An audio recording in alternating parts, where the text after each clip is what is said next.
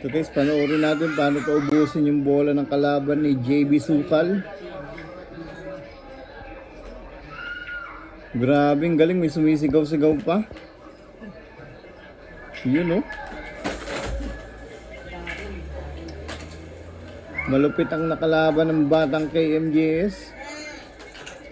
Gitnang-gitna ang tira. Grabe naman yun. Ito maganda guys, paano to preparan.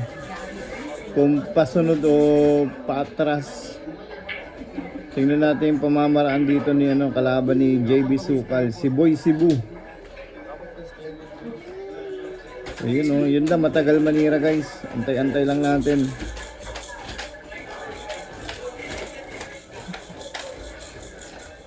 Matagal manira. Talo dito si JB, talo sa inip.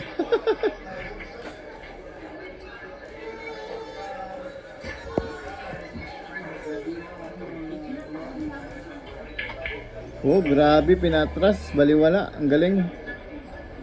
Malupit. Ano palang pustahan nito? 55. Ubos.